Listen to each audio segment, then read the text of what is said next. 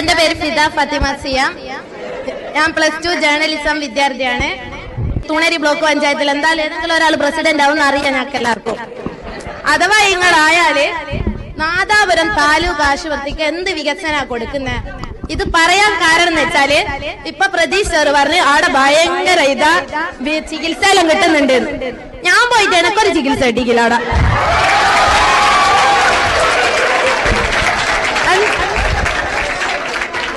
എന്നിട്ട് ഞാൻ വേറെ ഹോസ്പിറ്റൽ പോയത്, തൊണ്ടയിൽ വെള്ളം കിട്ടിയിട്ട് ചെന്നേരം പറഞ്ഞു ഇപ്പൊ അവിടെ ഡോക്ടർ ഇല്ല, പിന്നെ വാ, എമർജൻസി കാര്യത്തിന് പോകുമ്പോ അന്നേരം തന്നെ വേണ്ടേ, അല്ലാണ്ട് പിന്നെ വാ എന്നിട്ട് കാര്യമില്ലല്ലോ. അതേപോലെ പണ്ട് കാലത്ത് അവിടെ ലേബർ റൂം ഉണ്ടായിരുന്നു, പ്രസവത്തിന്റെ ഗൈനക്കോളജിസ്റ്റ് ഡോക്ടർ ഉണ്ടായിരുന്നു. ഇപ്പൊ അതില്ല. ഒരു കുറെ കാലമായി ഡയാലിസിന്റെ ഇത് വരുന്നുണ്ട് എന്ന് പറഞ്ഞിട്ട് ഇതുവരെ ആ വികസനം വന്നിട്ടില്ല അവിടെ.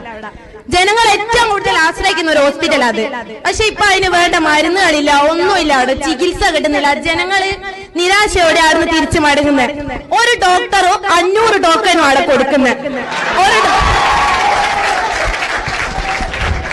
എന്തായാലും ഒരു ഡോക്ടറെ കൊണ്ടായി 500 ആളെ നോക്കാൻ എന്തായാലും ആവൂല. എന്നിട്ട് പിന്നെ ഞങ്ങൾ എന്ത് വികസനം ഉണ്ട് എന്നാണ് പറയുന്നത്?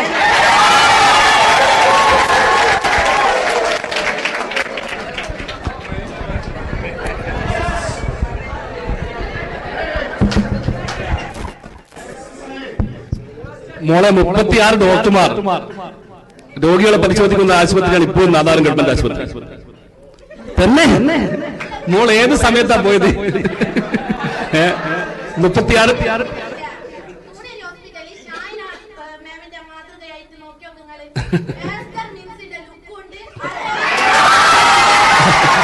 അത് വളരെ ഗവൺമെന്റ് ആശുപത്രിക്കുണ്ട്. അവിടെ കിടത്തി ചികിത്സ ഉണ്ട്. അല്ല നാദാപുരം ഗവൺമെന്റ്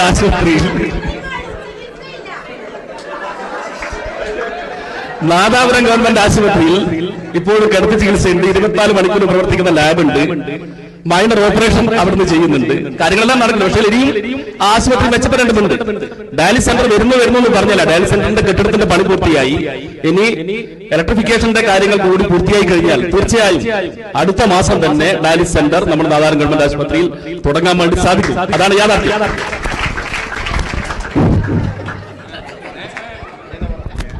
ഇതിങ്ങളിപ്പം വോട്ട് കിട്ടേണ്ടിട്ട് പറയുന്ന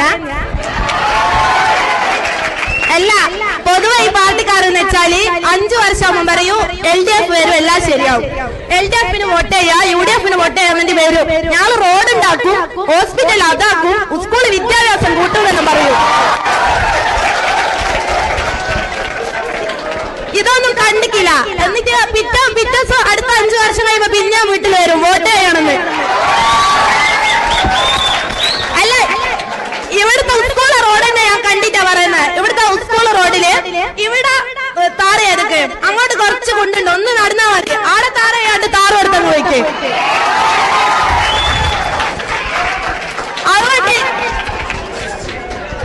അതുകൊണ്ട് വോട്ട് ചെയ്യാൻ ജനങ്ങൾക്ക് തന്നെ 2 കൂട്ടർക്ക് വോട്ട് ചെയ്യാൻ ജനങ്ങൾക്ക് തന്നെ മടുപ്പായി. ഇപ്പൊ ഈ കുട്ടി അവസാനം പറഞ്ഞ എന്ന കാര്യത്തിനൊരു മറുപടി ഞാൻ പറയുന്നു. 2 പഞ്ചായത്തുകൾ യോജിക്കുന്ന ഒരു അതിർത്തി സ്ഥലമാകുമ്പോ അത് ബ്ലോക്ക് പഞ്ചായത്ത് ചെയ്യേണ്ടത്. അവരെ ചെയ്തില്ല, എന്താ ചെയ്യാ? പിന്നെ ഇദ്ദേഹം പ്രതീക്ഷ പറഞ്ഞൊരു കാര്യം എന്താണെന്നറിയോ? അവിടെ പിന്നെ എക്സ്റേ ഉണ്ട്, അവിടെ പിന്നെ ലാബ് ഉണ്ട്, എല്ലാത്തിനും പൈസ കൊടുക്കണോ? പൈസ കൊടുക്കണേന്ന് ഗവൺമെന്റ് ആശുപത്രി പൈസ കൊടുത്തിട്ട് ലാബ് പോയിട്ട് പരിശോധിക്കണം. പ്രൈവറ്റും ചെയ്തൂടെ? അതാണ് ആ ഗവൺമെന്റ് ആശുപത്രിന്റെ സ്ഥിതി. ഈ കുട്ടി പറഞ്ഞത് ശരിയാണ്. എന്ത് കിടത്തി ചികിത്സ നിങ്ങൾ ചെന്നോക്ക്. കിടത്തി ചികിത്സ ഉണ്ട്, തീർത്ത് ബെഡ് കാലിയാ. ഇവരെ കിടന്ന് ഇവരെ കിടത്ത കാലത്തെ ബെഡ് കാലിയാ.